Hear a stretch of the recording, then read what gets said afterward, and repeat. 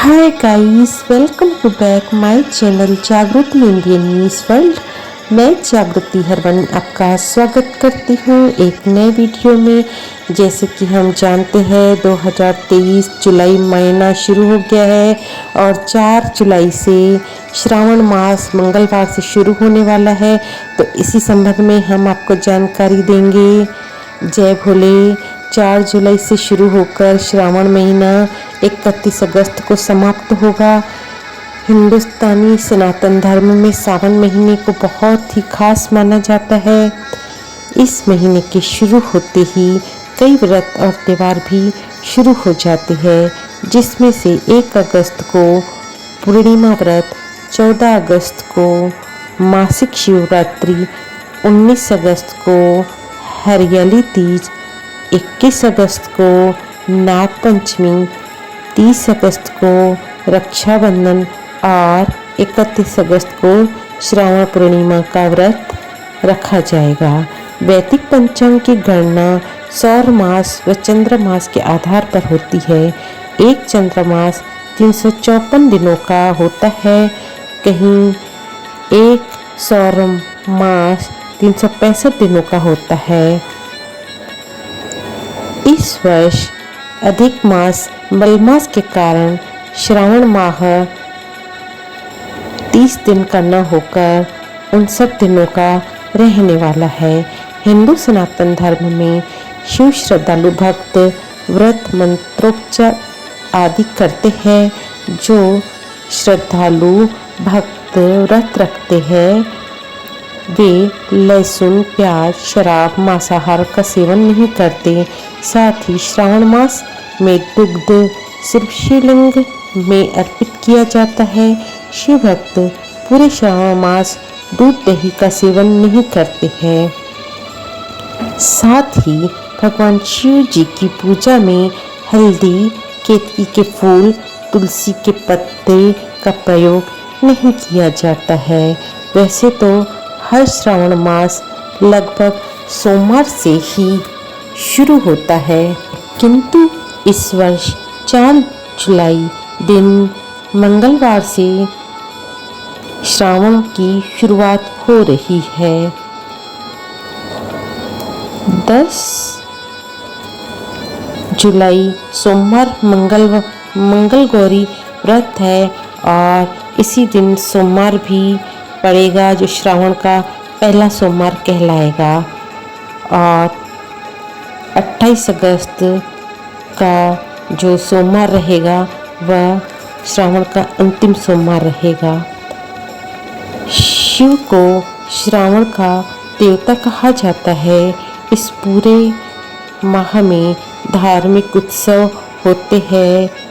इस माह में शिव जी की पूजा इसलिए की जाती है क्योंकि हिंदू पौराणिक मान्यता के अनुसार प्रजापति दक्ष की पुत्री माता सती ने अपने जीवन को त्याग कर कई वर्षों तक श्रापित जीवन व्यतीत किया। श्रावण माह पूरे भारतीय उपमहाद्वीप के लिए बहुत खास है क्योंकि यह दक्षिण पश्चिम मानसून के आगमन से जुड़ा हुआ है। हिंदू सभ्यता के अनुसार इस माह सारी प्रकृति शिव लिंग को जल चढ़ाने के लिए धरती पर आती है।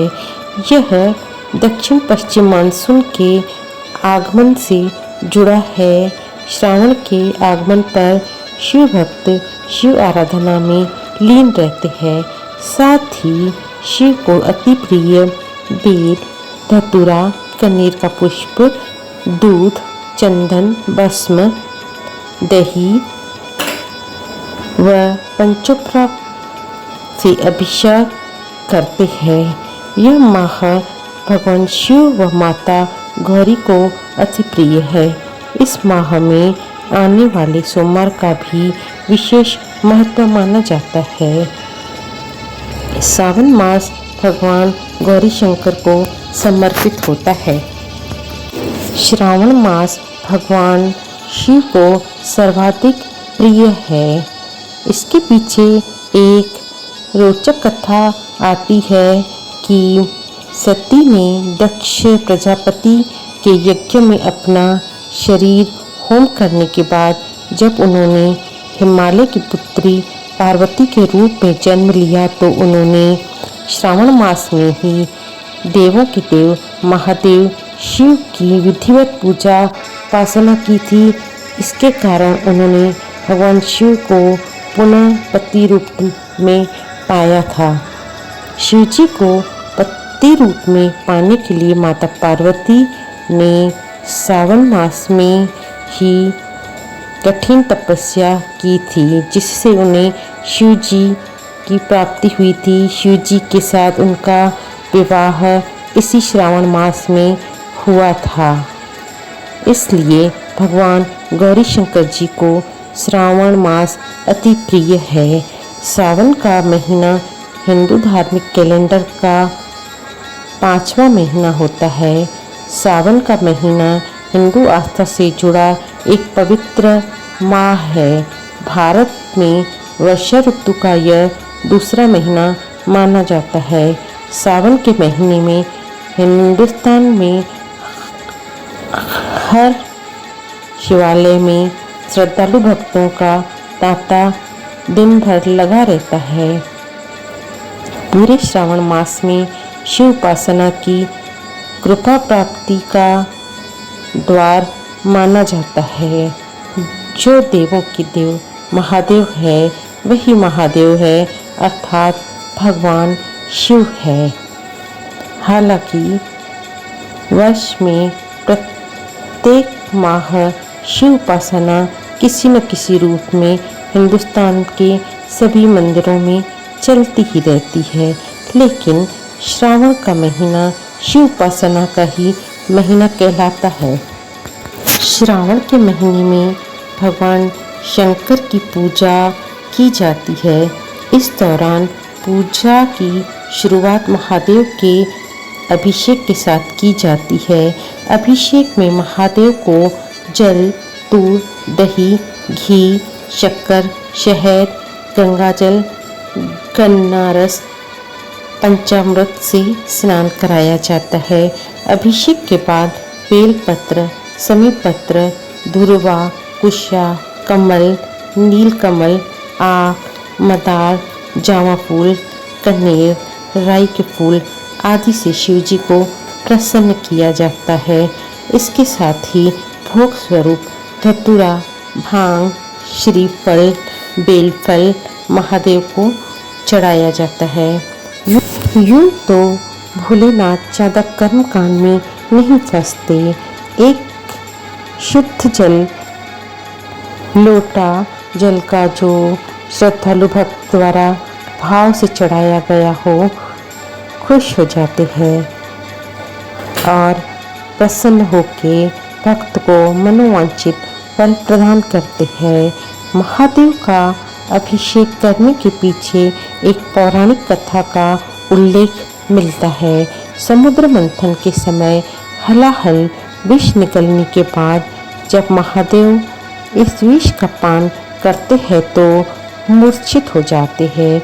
उनकी दशा देखकर सभी देवी देवता भयभीत हो जाते हैं और उन्हें होश में लाने के लिए निकट में जो भी चीज़ें उपलब्ध होती है उनसे महादेव का स्नान करने लगते हैं। इसके बाद से ही जल से लेकर तमाम उन सभी महादेव का जलाभिषेक करते हैं और उसी समय से शिव जी को जल चढ़ाने की प्रथा प्रचलित हुई।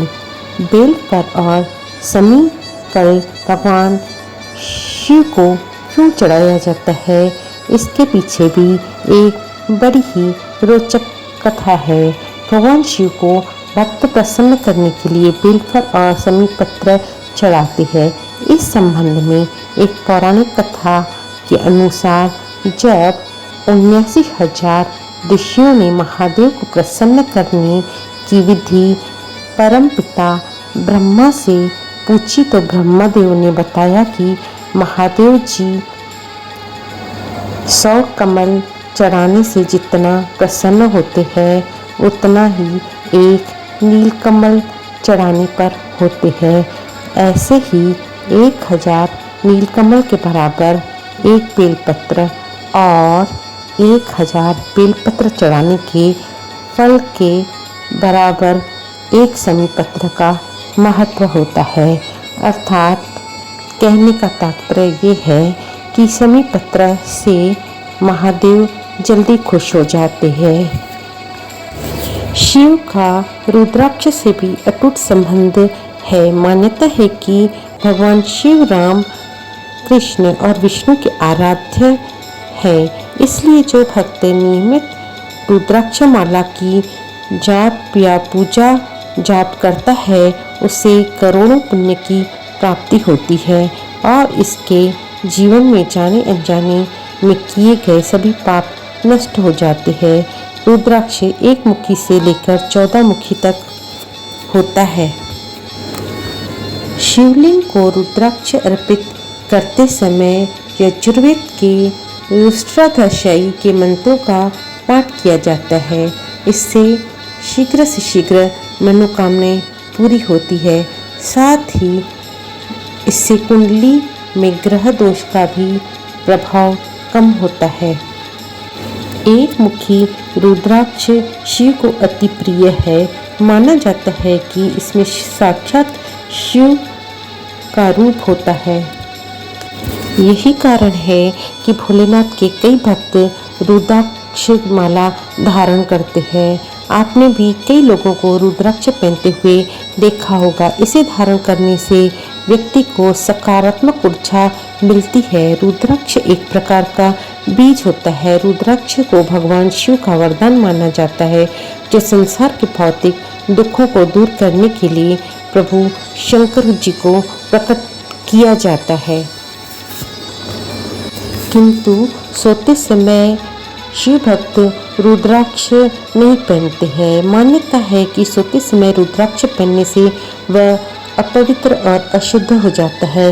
इसलिए शिव भक्त सोने से पहले रुद्राक्ष की माला को उतारकर अपने सिरहाने रख देते हैं और सुबह स्नान आदि से निवृत्त होकर फिर उसी माला को धारण कर लेते हैं।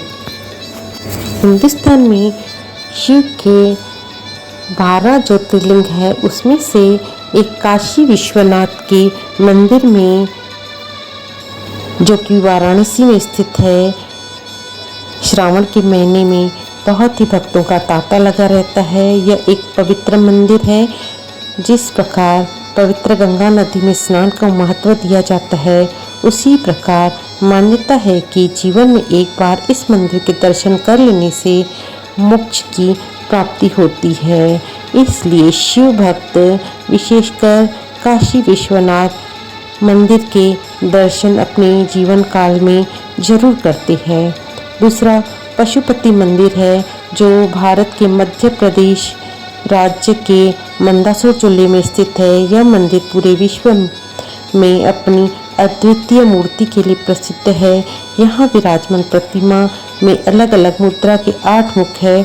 पशुनाथ मंदिर शिवदा नदी के किनारे स्थित है। यहाँ भी भगवान शिव की पूजा की जाती है। महाकालेश्वर मंदिर जो एक ज्योतिर्लिंग है, यहाँ भी अच्छी विशेष रूप से शिव भक्तों की कतार लगी रहती है। लिंगराज मंदिर, सोमनाथ मंदिर और ही अनेक ऐसे मंदिर है जहाँ शिव भक्तों की भी लगी रहती है। नासिक का ज्योतिर्लिंग, जितने भी ज्योतिर्लिंग है वहाँ पे भक्तों का तांता लगा रहता है। ऐसी ही नई रोचक जानकारी पाने के लिए आप हमारे चैनल को सब्सक्राइब कीजिए। श्रावण के दौरान हम आपको शिव मंदिरों के लाइव दर्शन भी दिखाएंगे। गौरी शंकर की कृपा आप पे बनी रहे। इन्हीं मंगल कामनाओं के साथ हम अपनी वाणी को विराम देते हैं।